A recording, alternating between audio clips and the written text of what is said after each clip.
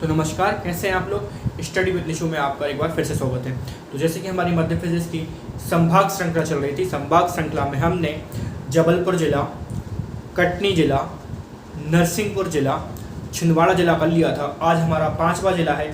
आज हम 5वें जिले में सिवनी जिले को कवर करेंगे कि सिवनी जिले का नाम सिवनी कैसे पड़ा और ऐतिहासिक पृष्ठभूमि क्या थी और सिवनी में क्या क्या ऐसा प्रसिद्ध चीज़ें हैं जो हमें जानने की आवश्यकता है। चलिए तो स्टार्ट करते हैं सिवनी जिले के बारे में।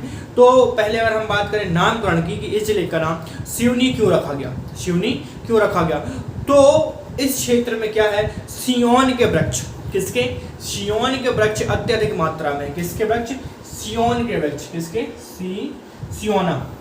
सियोना के वृक्ष जो है, सियोना जो वृक्ष है अत्यधिक मात्रा में है, बहुआयत में है, इसलिए इस क्षेत्र का नाम, इसलिए इस जिला का नाम सिवनी रखा गया। Got it, are you understand my point. Why the name of district Seoni, भाई सिवनी डिस्ट्रिक्ट क्यों रखा गया इसका नाम, क्योंकि वहां पर क्या है, जो सियोना के वृक्ष है बहुत अधिक मात्रा में बहुआयत में उपलब्ध इस क्षेत्र में, इसलिए इस जिले का नाम सिवनी रखा गया। और अगर हम बात करें इस जिले के संबंध में इसके ऐतिहासिक पृष्ठभूमि के बारे में, तो ऐतिहासिक पृष्ठभूमि की हम बात करते हैं तो पहले ये जो क्षेत्र था मंडला के गौड़ राजा है, उनके 52 गढ़ हैं, उनमें से ये एक क्षेत्र था, कौन, सिवनी। समझ पा रहे हो कि मंडला के जो गौड़ राजा थे उनके 52 गढ़ में से एक यह क्षेत्र था, कौन सा, सिवनी। ठीक है। नगर मुख्यालय में 3 गढ़ थे, नगर मुख्यालय में 3 गढ़ थे। पहला कौन सा था, चावड़ी, छपारा और आदेव गांव। ये नगर मुख्यालय में 3 गढ़ थे। कौन से नगर मुख्यालय में कौन से गढ़ थे, नगर मुख्यालय में अगर हम बात करें छपारा, चावड़ी और आदेव गांव, ये नगर मुख्यालय में 3 गढ़ थे। इसके बाद अगर हम बात करें कि गौड़ राजाओं के पतन के बाद, किसके, गौड़ राजाओं के जो पतन के बाद सन 1700 में, किसमें, सन 1700 में क्या हुआ, सन 1700 में क्या हो गया, ये जो क्षेत्र है भोसले के अधीन आ गया। 1700 में ये क्षेत्र है गौड़ राजा का, वो किसके अधीन आ गया, वो भोसले के अंतर्गत आ गया। किसके अंतर्गत, वो भोसले के अंतर्गत आ गया।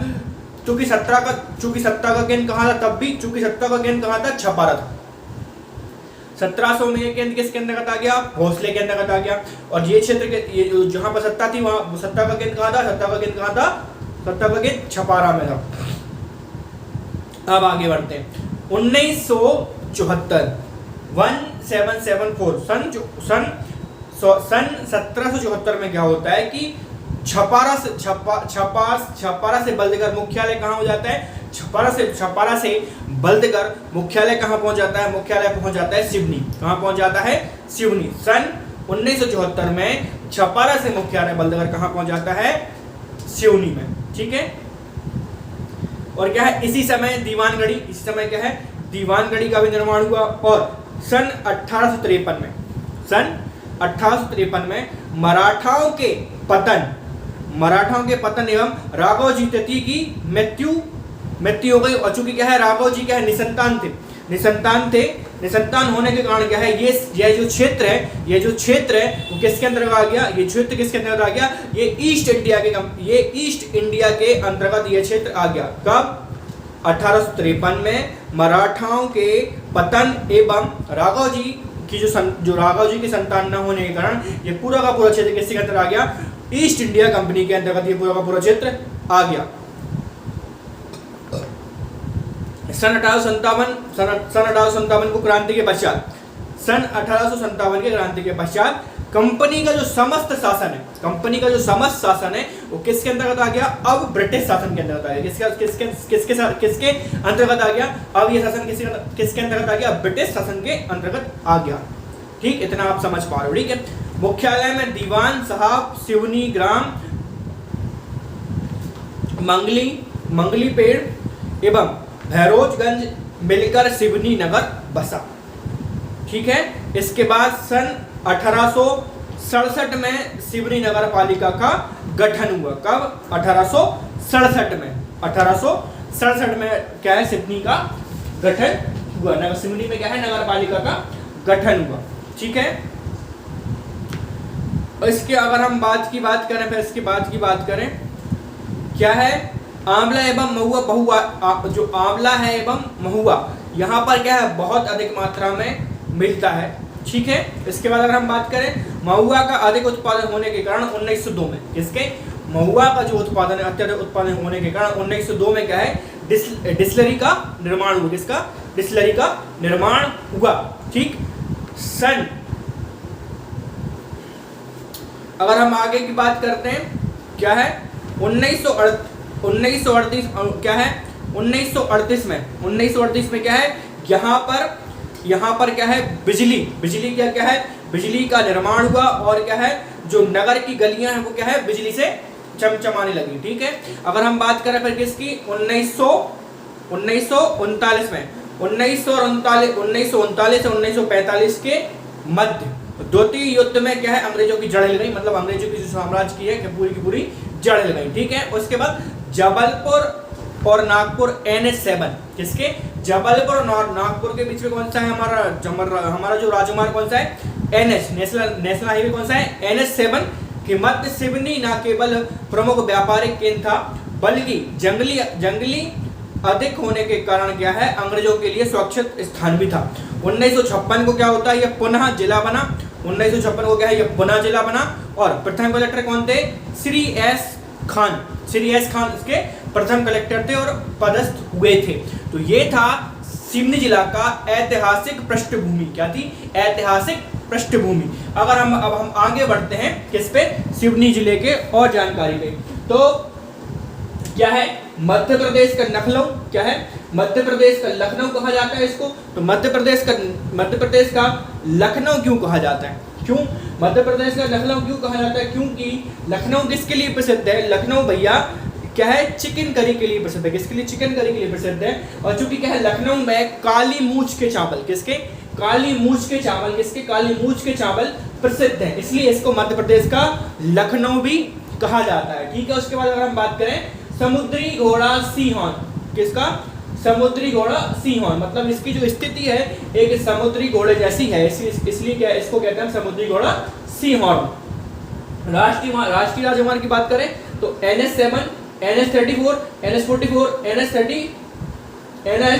NH347, 347। ठीक, नदियां कौन कौन सी हैं, पेंच और वेनगंगा। नदियां कौन कौन सी हैं, पेंच और वेनगंगा। ठीक है, सिवनी का नामकरण यहाँ बहुआयत उपलब्ध सियोना, हमने पहले बताया था कि सियोना नामक वृक्ष पर पड़ा। ठीक है, सियोना की लकड़ी ढोलक के काम आती है। किसकी काम आती है, ढोलक बजाते, तो उसी लकड़ी से क्या है, ढोलक बनती है, किसकी, सियोना की।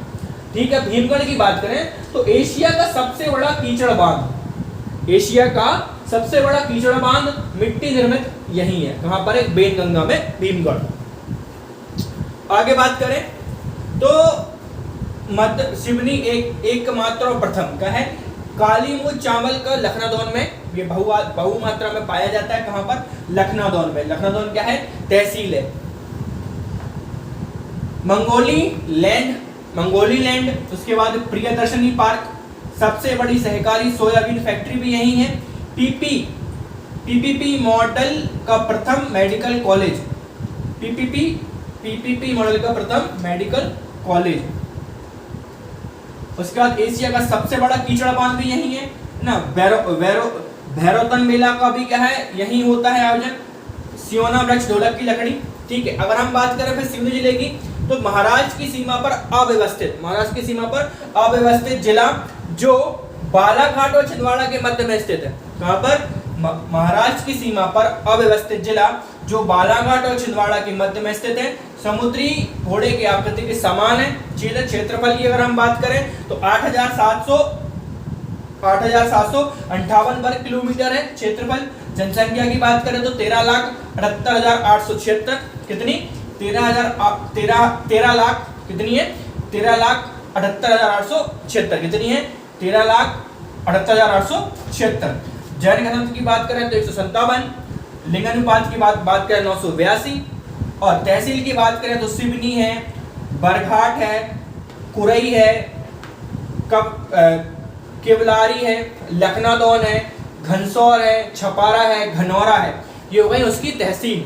अगर हम बात करें विकास खंड की तो आज 8 विकास खंड है, 5 अनुसूचित जनजाति और 3 सामान्य। पिन कोड की बात करें तो 480661। ठीक। प्रमुख केंद्र की बात करें तो भीमगढ़ स्थित एशिया का सबसे बड़ा क्या है यहाँ पर कीचड़, सबसे बड़ा बांध है जो कीचड़ बांध है। उसके बाद डैम हो गया, बैनगंगा पर बना है ये। राष्ट्रीय पेंच राष्ट्रीय उद्यान टाइगर प्रोजेक्ट ये यहीं पर है सिडनी में। तो सिडनी के बारे में आज हमने देख लिया, किसी भी जिला का नामकरण किस प्रकार से हुआ और उसकी ऐतिहासिक पृष्ठभूमि क्या थी, किस बेस पे उसका सिडनी का नाम पड़ा और वहां पर ऐसे प्राचीन कौन सी ऐसी जो घटनाएं थी वही थी, और इस जिले में कितनी जनसंख्या कितना घनत्व है। तो इस प्रकार से सिवनी जिले के बारे में तमाम जानकारी थी। इस प्रकार से अगला जो जिला होगा वो डिंडोरी होगा, और डिंडोरी की बात क्या है फिर अगला जिला होगा। इस प्रकार से अगर आपको मेरे द्वारा लाई जा रही जिला और संभाग की सीरीज अच्छी लग रही हो तो इसको क्या है आपको लाइक करना है, शेयर करना है और सब्सक्राइब भी करना है, और जहां तक इस वीडियो को शेयर कर सकते हो उसको समझो, क्योंकि और अगर आपको कोई सुझाव भी देना है तो आप सुझाव भी दे सकते हो किसमें डिस्क्रिप्शन में, और जो कमेंट बॉक्स है उसमें भी दे सकते हो, चाहे वो फेसबुक पे देना हो आपको या आपको यूट्यूब पे देना हो तो आप कहीं भी दे सकते हो। तो तब तक के लिए मैं आपसे विदा लेता हूँ, अगर मिलते हैं अगले वीडियो में। जय भारत।